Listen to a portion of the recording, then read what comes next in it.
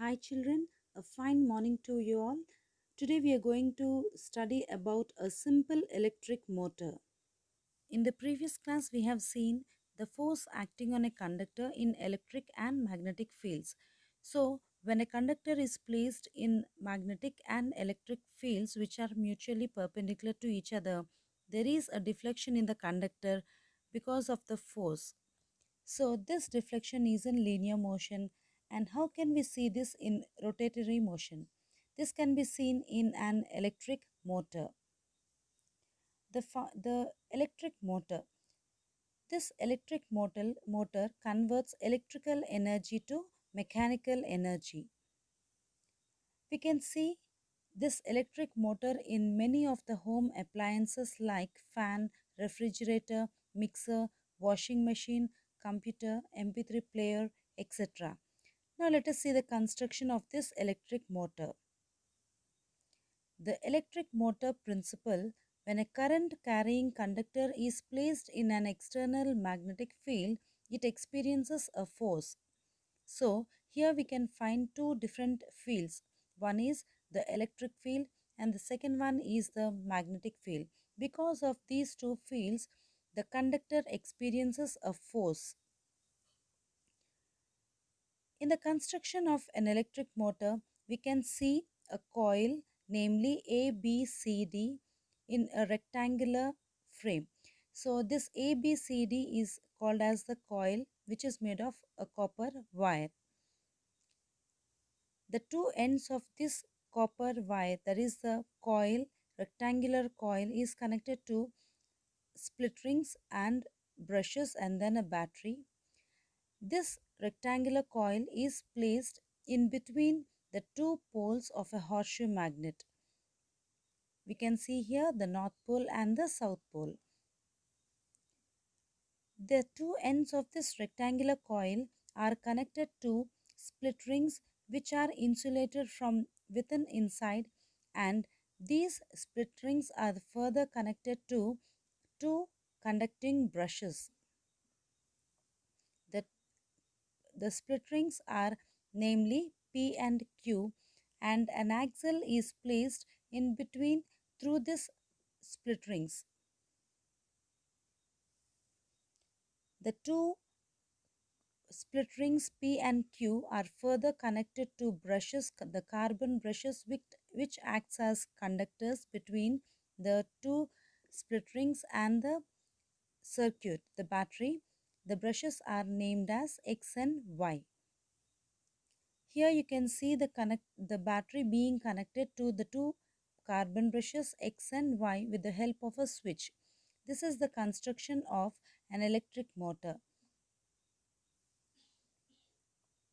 Here you can once again see when the switch is turned on, then the current passes from the positive terminal of the battery and then passes through the X carbon brush, then through the split ring P, and then through the rectangular coil A, B, C, D, and then comes out from the split ring Q through the carbon brush Y, and then comes back to the negative terminal of the battery.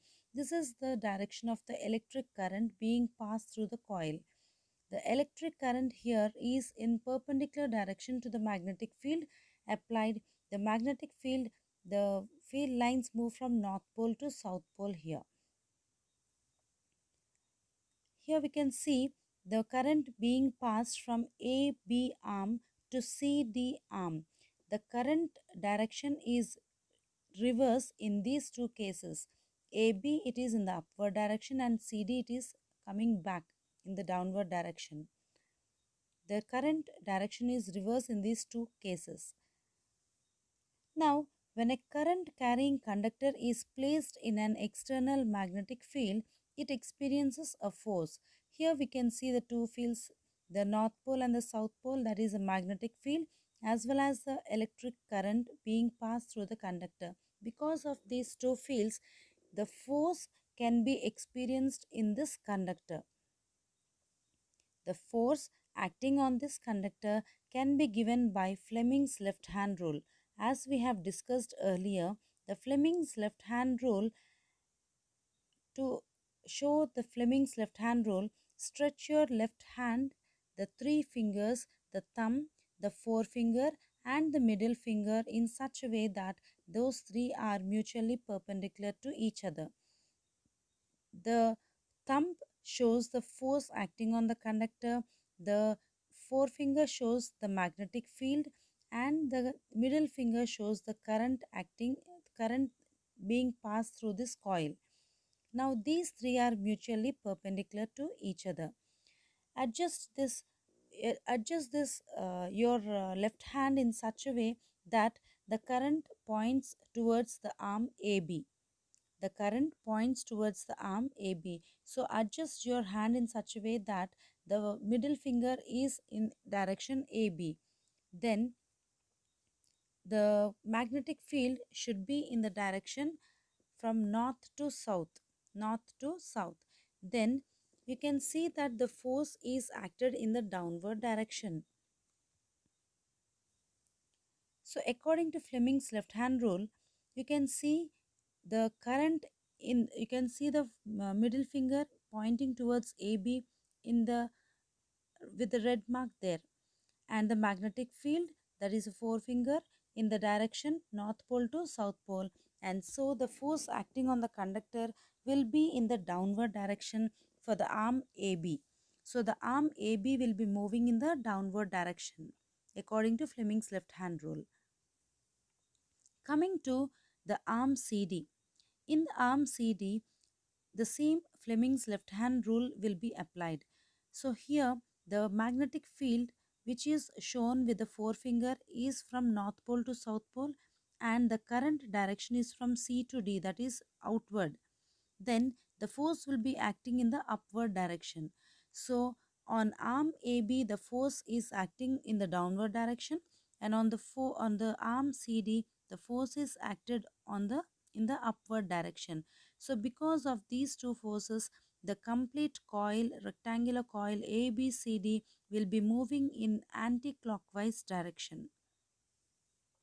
When the rectangular coil is moving in the anti-clockwise direction, it completes half a rotation, and along with the rectangular coil, the split rings also will be rotating.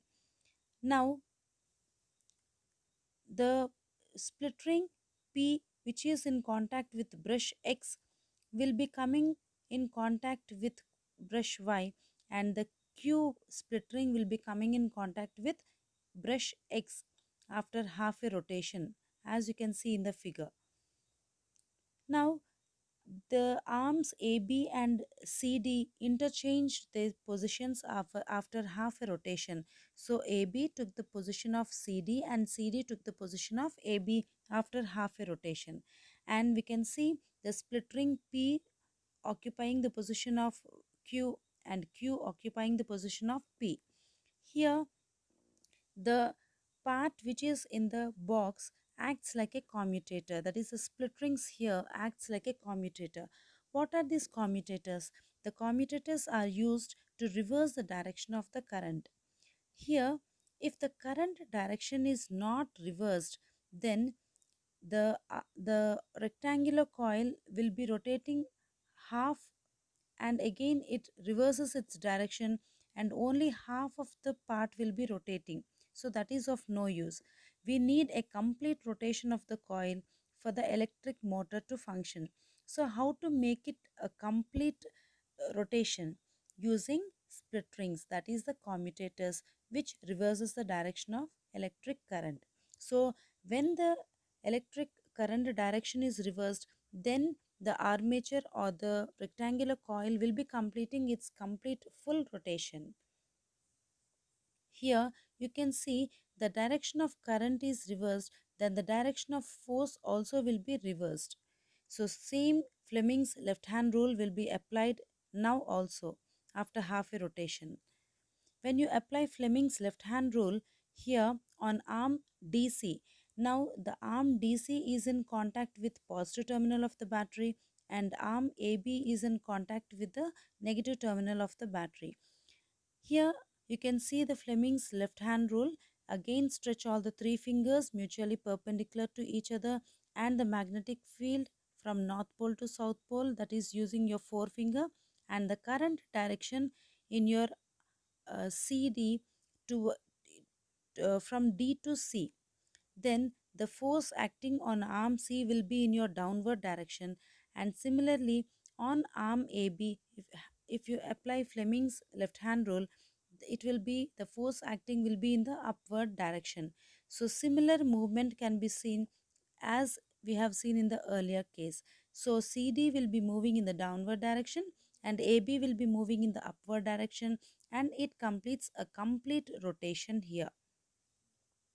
So reversing the direction of current after every half rotation here will give a possibility of completing the rotation, and hence the motor will be moving and rotating completely. Hence, the electric motor here converts the electrical energy to mechanical energy, and the armature or the rectangular coil will be rotating completely, and this is the function of this electric motor. What are the factors affecting force on a conductor? One is the electric current and second one is the strength of the magnetic field. These two affect the force acting on the conductor. Then how to increase the electric current and the strength of magnetic field? When you increase the number of turns in the coil, that is the rectangular coil, in the rectangular coil, if you increase the number of turns of the coil copper wire, then automatically the electric current can be increased. The strength of magnetic field can be increased by 2 points. The first one is the powerful magnets. When we use powerful magnets, the strength of the magnetic field can be increased. And in the rectangular coil ABCD, if you place some soft iron core, then the strength of magnetic field increases, and this setup is called as the armature. The commercial motor. In the commercial motors, to enhance its property, a permanent magnet is replaced by a powerful electromagnet. Permanent magnet has less strength when compared to a powerful electromagnet, a temporary magnet. And the large number of turns of the conducting wire in the current carrying coil also is increased. A soft iron core is placed inside the coil. All these will be followed to increase or enhance the capacity and functioning of commercial motors.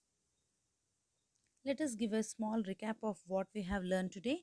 We have taken a rectangular coil, and if soft iron core is placed in the rectangular coil ABCD, it is called as an armature. And a horseshoe magnet with poles north and south, the rectangular coil is placed between these two, and because of the two perpendicular fields, that is the magnetic field and the electric field, the force is acted upon a conductor, that is a rectangular coil, and it starts rotating.